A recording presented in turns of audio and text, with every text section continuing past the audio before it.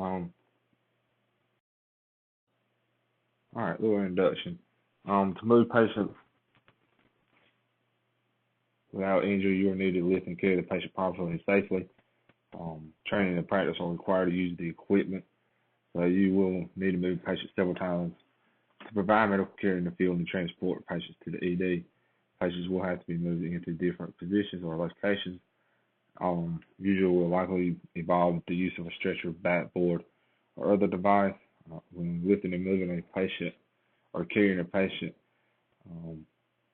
perform emergency body drags and lifts, rapidly move a patient from a car onto a stretcher, assist the patient from a chair or bed onto the stretcher, lift a patient from the floor onto the stretcher, carry a patient up and down stairs, place a patient with a suspected spinal injury onto a long backboard, package patients with and without suspected spinal injury, lift and move patients with special needs. So to master the skills necessary to use each device and understand its advantages is when you'll need to use training and practice. Practice each technique with your team often so you can perform the move quickly, easily, and efficiently. Maintain your equipment according to the manufacturer's instructions. When lifting and carrying a patient, you must know where providers should be positioned, how to give and receive commands, and how to prepare a patient moving devices such as a wheel, ambulance, stretcher, a stair chair, backboards, scoop stretchers, folding ambulance stretchers, basket stretchers, flexible stretchers, all these devices.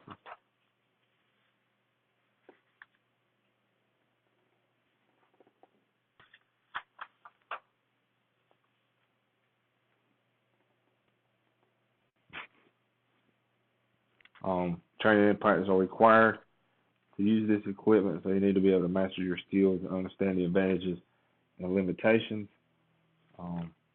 Practice each technique with your team and maintain the equipment. So, anatomy review: weight of anything being lifted and carried is reflected onto the shoulder girdle, which is the upper part. The rib cages, when you take those deep breaths and exhale sometimes. Spinal column. A lot of times we have to be very cautious of how we use our back. The pelvis area and the legs is what we primarily try to use in lifting and moving patients. However, sometimes we do have to use other areas in combination. So, when lifting, the shoulder girdle is aligned over the pelvis. Hands are held close to the body. The force is exerted against the spine, occurs in a central straight line down the vertebrae. So, when the back is properly maintained in an upright position, very little strain occurs against the muscles and the ligaments that keep the spinal column in alignment, and significant weight can be lifted and carried without injury to the back.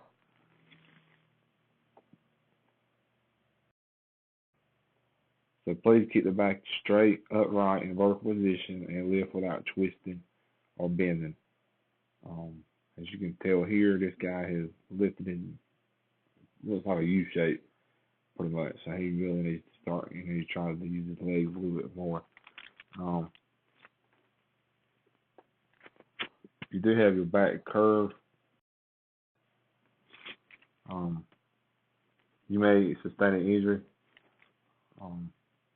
Straight back, usually but bent significantly forward at the hip. So, when lifting, please use your legs. They should be about 15 inches apart with your back held upright. Bring your upper body down by bending the legs. Properly grasp the patient or stretcher and lift the patient by straightening your legs. So do not lift a patient or heavy object with your arms outstretched forward in front of you and locked. Hold your arms with your elbows aligned with the sides of your body. Keep the weight you are lifting as close to your body as possible and avoid bending at the waist.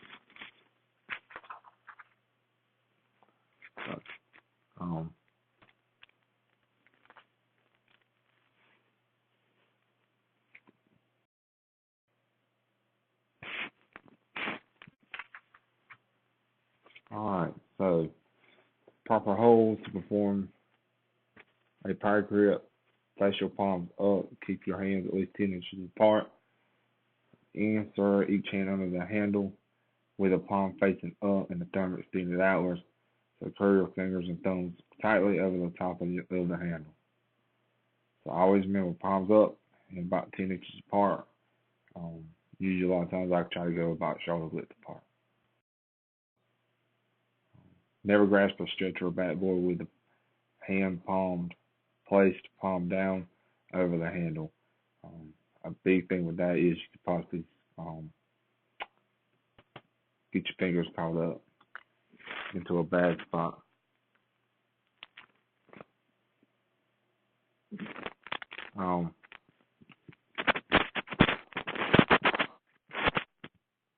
So the power grip will help you lift the object higher if necessary. Also, curl your biceps to flex the arms while maintaining the power grip. Never grasp a stretcher or backboard with the hand palm down. Causes the weight to be supported by your fingers rather than your palm, and it's an easier way to lose your grip. And it could be a easy way to get your fingers caught in a situation. To lift the patient by a sheet of blanket, center the patient, tightly roll up the excess fabric on the sides. Use the cylindrical handle to grasp the fabric and lift the patient. So directions and commands.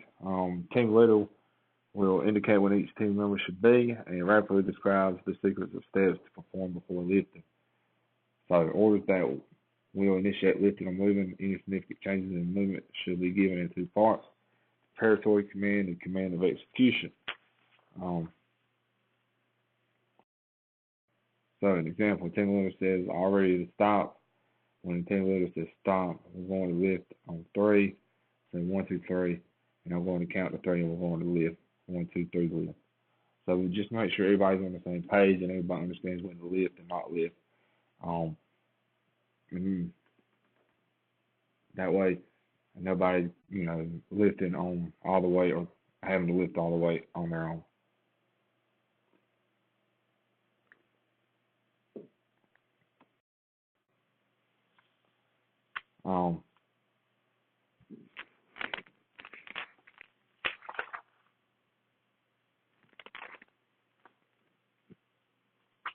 Don't want to be doing this for a long time because it can become extreme. So you want to place your arms out, pull the body towards you, and then step back again. And that way you can pull that way. All right, principles of safe reaching and pulling. The body jacket to pull the patient while slowly flexing your arms. Avoid a situation that involves strenuous effort lasting more than 1 minute. All right, moving the patient across the bed. Kneel on the bed to avoid reaching beyond the recommended distance. Use the sheet of blanket to drag the patient. Unless on a backboard, transfer the patient from the stretcher to a bed in the ED or the patient's hospital room with a body drag. There's also a lot of cool devices out there to help with this also, so you may want to check those out. Blankets I find work better than sheets a lot of the time, especially those fitted sheets. They seem to stretch a little bit more. If you do use a fitted sheet, make sure you take up all the slack out from under the patient themselves. And you will use the sheet a lot to transfer your patient over to the next receiving device, whether it be a hospital bed or a bed at home, or any kind of patient room. 2-person body drag. You and another provider may have to pull the patient from one side, with one on each side of the patient. Alter the usual pulling technique to prevent pulling sideways. While rolling a patient, kneel as close to the patient's side as possible. Roll without stopping until the patient is resting on his or her side. In this picture here, if you do have a patient that is experiencing vomiting or any kind of bodily fluids maybe coming out, I would highly recommend you try not to roll them towards you unless you have on proper PPE. So just a recommendation there. rolling a real ambulance stretcher while you're walking or pulling the stretcher, being slightly forward at the hips. Second EMT, it should be at the head end, and do not push or pull from overhead position.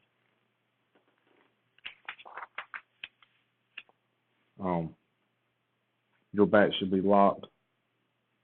Where when guiding the stretcher at the foot end, hold your arms close to your body, avoid reaching significantly behind or halfway extending your back.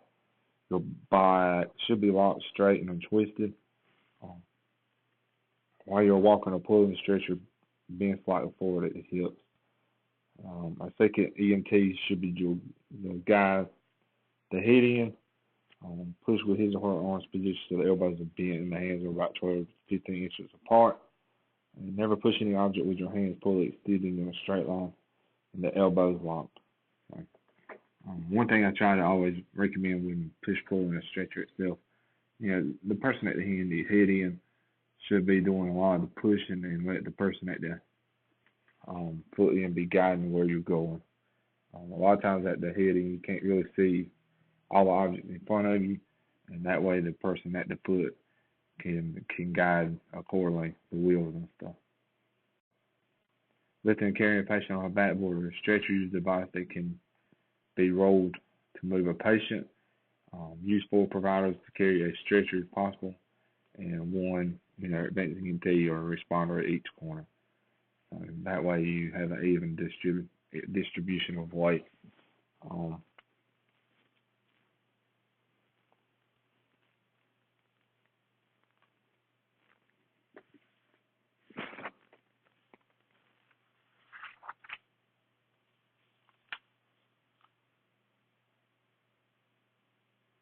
Alright.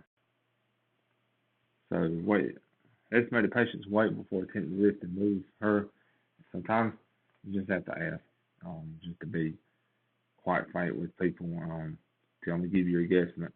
That way you and the crew that you're with all can understand whether you can move this patient safely, just you and another person, or if you need to call additional resources.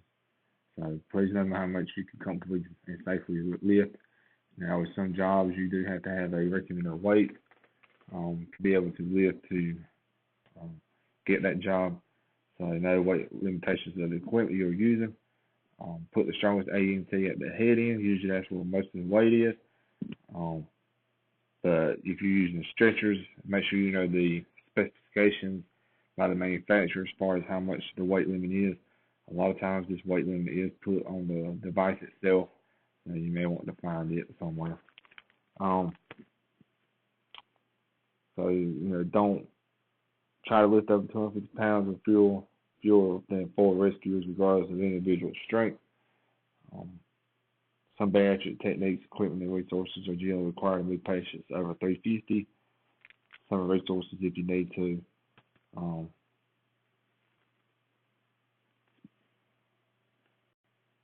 To carry a patient up and down stairs ensures 2 strongest AEMTs are positioned at the head end and the foot end, and do not attempt to lift or carry the patient a significant distance if you believe you are approaching maximum capacity. So, proportionally, greater weight will be distributed to the AEMT who is carrying the foot end when the backboard stretcher becomes angled at an incline. That's why a lot of times, you'll switch the strongest person from the head end down to the foot end to go, at an incline to carry that patient, whether it be up and down stairs or a ramp or something like that. Ensure the 2 strongest AEMTs are positioned at the head end and the foot end. All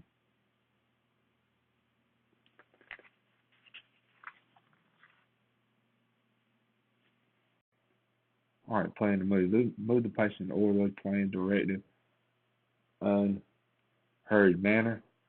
Plan ahead. Select methods that involve the lifting and carrying, and share any issue that may result in injury to anyone involved in the move. So, when you get ready to load that patient, look at the surroundings, look at the situation you're in.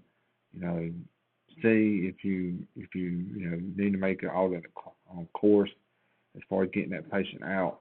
Especially in residences, you may have obstacles in the way, whether it be inside the home or outside the home. So you know, all of you need to be on the same sheet of music, and each one of you know where you're going to with the stretcher or with it, whatever patient moving device to safely get that patient into the back of the ambulance. Um, you know, if you are going to use a backboard and you're just using it as a moving device, you know, make sure that everyone understands that. And when you get on the stretcher, you can take that device off. All right, the diamond carry is used to lift and carry a patient on a backboard or stretcher. 4 rescuers, one at the head end of the device, one at the foot end, and one on each side of the patient's torso. So here's a picture of the diamond device. It can be to carry a patient through a narrow doorway or hallway. Modify your positions if necessary. So, but always remember, most of your weight can be distributed down towards the head end. The one-handed carry technique, 4 or more advanced AEMTs each use one hand to support the backboard. Pick up and carry the backboard with your back in the locked position to use your legs. To compensate for weight and balance, you may need additional assistance or reevaluate the carry. All right, some different kind of moves. Emergency moves are used when there is potential for danger before assessment and care can be provided. If alone, use a drag to pull the patient along the long axis of the body. So here's some pictures of an emergency move. So move a patient on his or her back, pull on the patient's clothing in the neck and shoulder area, and place the patient on a blanket, coat, or other item that can be pulled. So emergency moves are usually used when there's a potential for danger before an assessment and care can be provided.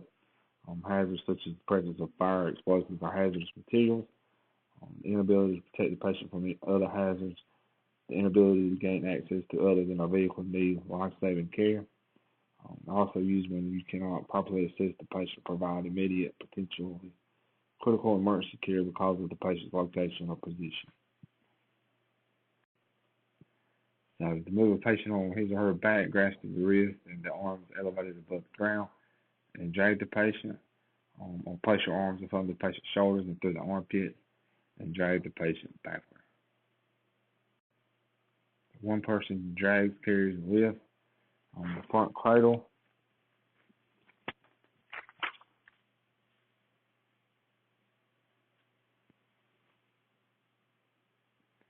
The firefighters drag, and the one person walking assist.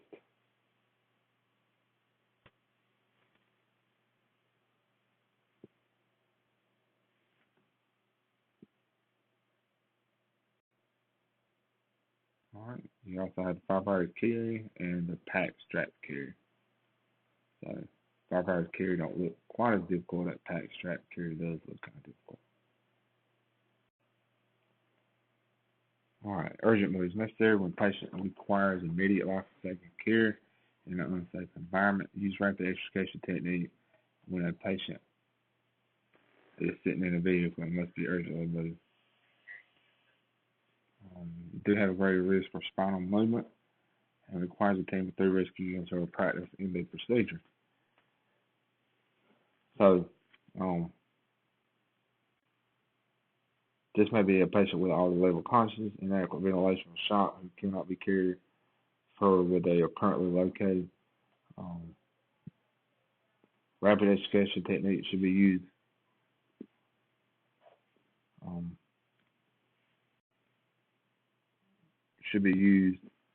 when an extrication device, type device, such as a KD or a short backboard device to immobilize a seated patient with a suspected spinal injury. It could take 6 to 8 minutes to move. A patient can be moved from sitting in a vehicle to lying supine on the backboard in 1 minute or less.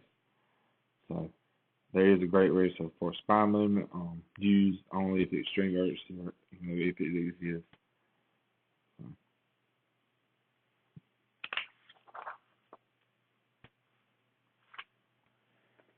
All right. So emergency moves is when that patient is in a hazard, and you need to get them out of that hazard and protect them from that hazard. Urgent moves are the patient, doesn't have a life-threatening hazard, but you need to move them quickly. So non-urgent moves is what we're going to use most of the time. Is usually when the patient are stable. The urgent move is when the patient has a life-threatening sign or symptom, and you need to get them to a place where you can take care of them quickly. Non-urgent moves is when they're seen as stable and the patient's stable. You can carefully plan how to move the patient, share any issues that you notice, and adapt procedures to meet your needs on a case-by-case basis. So the direct ground lift, used for patients with non-suspected spinal injury, found lying supine on the ground. Also can be used when the patient will need to be carried a distance to the stretcher. The extremity lift is used for patients with no suspected extremity or spinal injury who are supine or in a sitting position.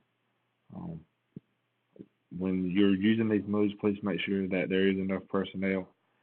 Obstacles are identified and removed, and the proper equipment is available. Everybody's responsible for sharing any issues that he or she may notice.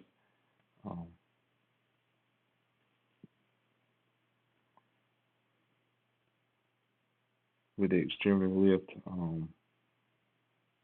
it may be helpful when the patient is in a very narrow space, because it does not require an AEMT to stand side by side. So please make sure you're doing verbal commands. So some direct transfer moves. You have the direct carry move. It's used to transfer the patient who is supine from the bed to the stretcher.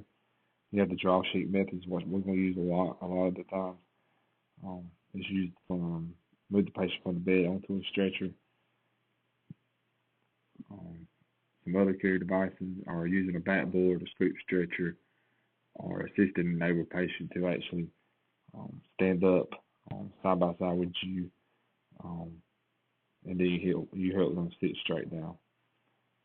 Move the bed as close as possible, so that it does very close to the patient. They don't have to walk that far,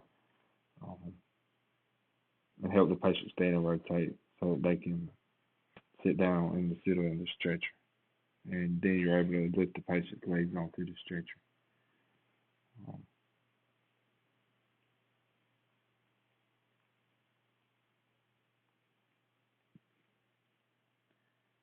So if you need to move the patient from the ground onto the stretcher, lift and carry the backboard to the stretcher. Use the log roll, of course, to place the patient on the backboard. Use the scoop stretcher or log roll the patient onto a sturdy blanket.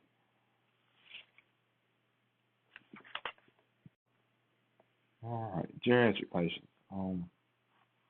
You will see some skeletal changes with geriatric patients. They may have brittle bones, rigidity, some spinal curvatures.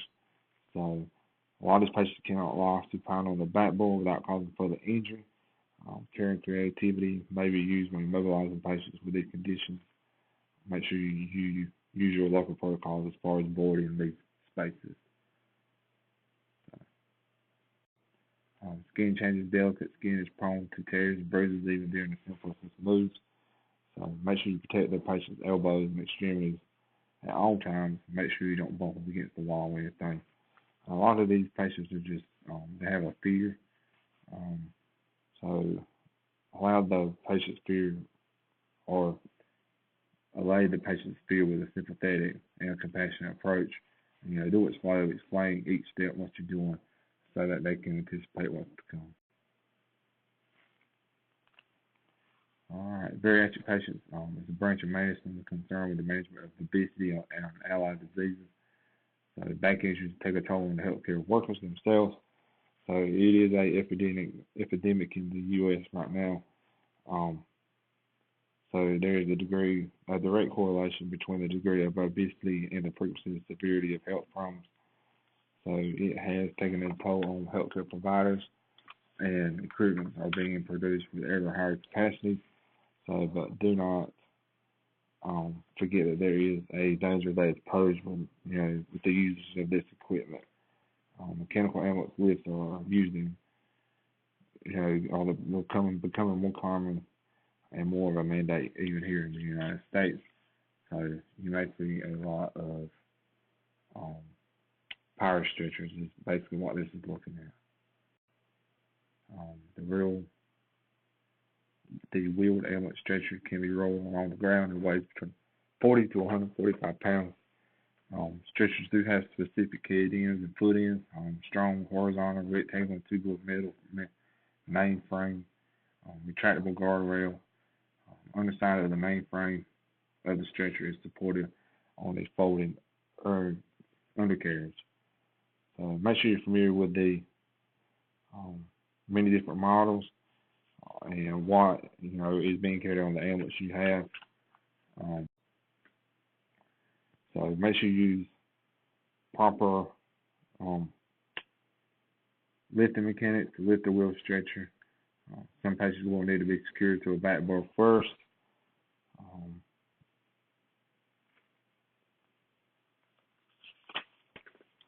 So there are a lot of different parts to the stretchers, and you need to make sure that you're familiar with what each part does. This is the power assist load by Striper here, and a lot of the red handles and anything that's red on that stretcher helps that patient move or moves a part of that stretcher. So you need to be, become familiar with which red, device moves what part. The mattress should be floor resistant. All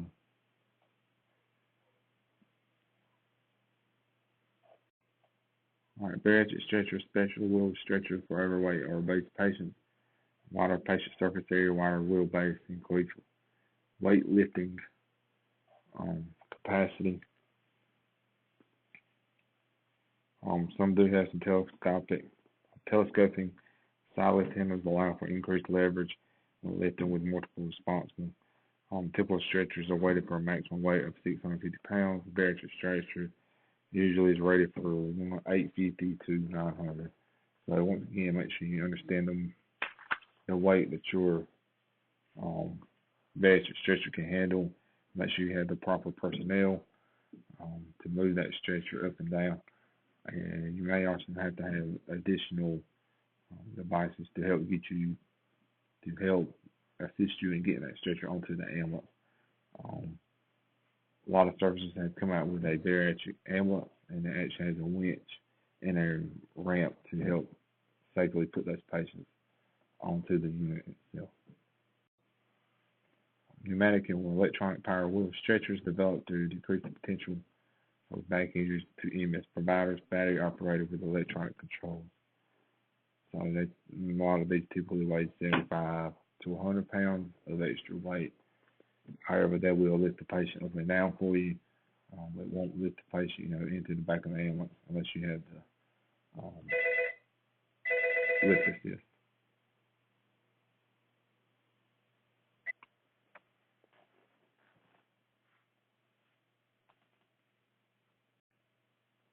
All right, loading the wheel ambulance stretcher into an ambulance. One AEMT will hold the main frame to ensure it will not roll. Retract the undercarriage if you're going down steps.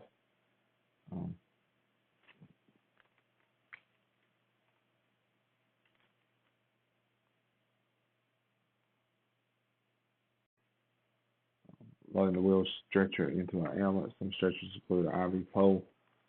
You have to make sure that you have that device secured and in place. Carry the ECG monitor or AED and a portable oxygen unit, extra rules below the head. So, make sure you know what features come with your stretcher and how these features work.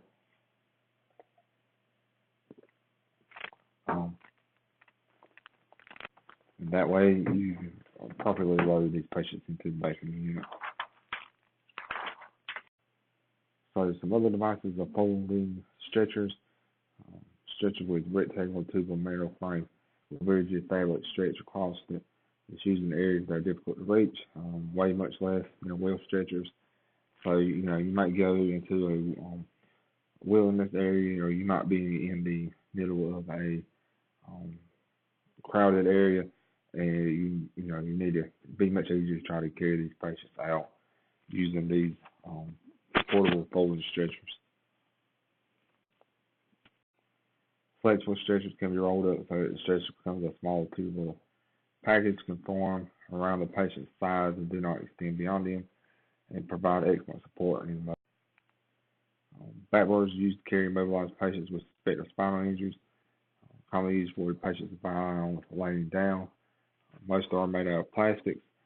We don't usually find the woody ones anymore, so that these things can be reused and decommed properly.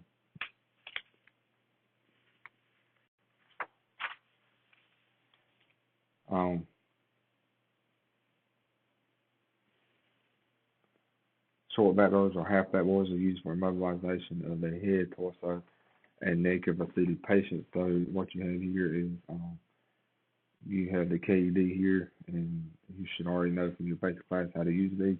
Also, there was an XP1 model out and about in some areas, but it was basically the same thing, just a different manufacturer. Tanking mattresses fit smoothly to curvatures and contours of the body, provides a high degree of immobilization and comfort. It does reduce the risk of hypothermia, cannot be used on patients weighing more than 350 pounds. Basket stretchers are used in uneven terrain and remote locations. Can be used along with a backboard in it, and it's used to allow water to drain through the stretcher itself. So, once again, if you have a patient in a terrain area or even at a high angle, they will use these basket stretchers to help carry the patient up to the area that it needs to be.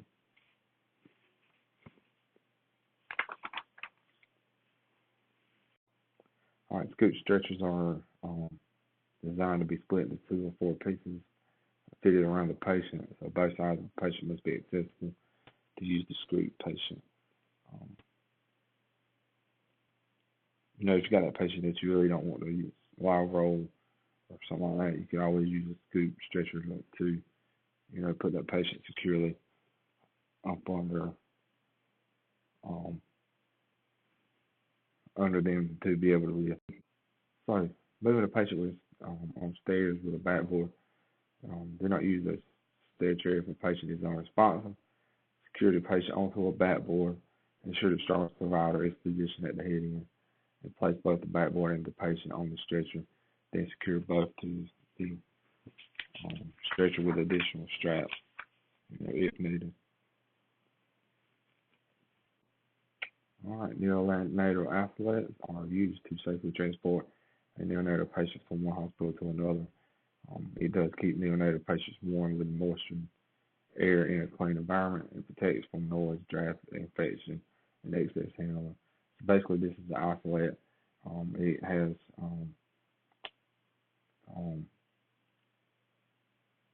devices up under it, so it can be secured into the unit itself.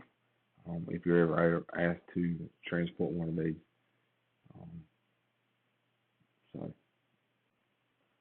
So decontamination of your equipment after it's used to prevent the spread of diseases. Wipe down that stretcher each time you use it. You never know what a patient has. Make sure you try to change the sheets. Know and follow your local standard operating procedure for disinfecting equipment. Patients with potential spinal injury should be fully immobilized. Patients in shock should be packaged and placed in the supine position. And patients in third trimesters should be positioned on the left side. So, also a patient who's unresponsive with no suspected spinal, hip, or pelvic injury into the recovery position. That way, if they do vomit, transport a patient who is nauseated or vomiting in a position of comfort, but manage and maintain the airway and maintain the dignity of obese patients as possible. All right, medical restraints are not commonly used. First, evaluate the patient for correctable causes and combativeness. Maybe it's a hypoglycemia issue um, or a seizure issue, so that's something you may be able to correct.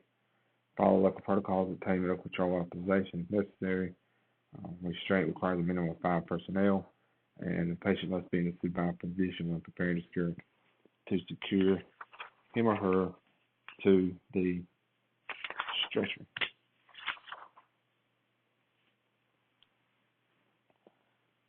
So, basically those 5 people are one for each extremity, one for the head.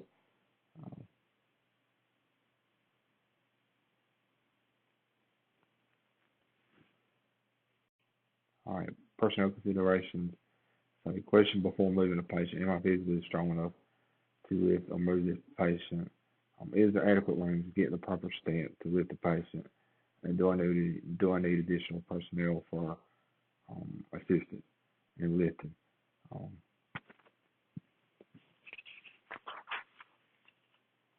So those are some questions that need to be answered before you actually get into the process of moving a patient. Because at the end of the day, as a rescuer, cannot help anyone. Sometimes it does become frustrating to call out additional resources, because then that's more wait time on you. However, if you're able to come back the next day and come back to work, you're actually saving your service a lot of headache at the end of the day. And this is chapter 5. Great devices. It is an agent for moving a conscious patient up and down stairs. So most models do have rubber wheels and in the back with canisters in the front. That way you can tilt them back and push them along. So ensure the wheel or ambulance stretcher is at the proper height. So these are for patients that can sit upright, that you may need to move up and down stairs without having to use that long stretcher.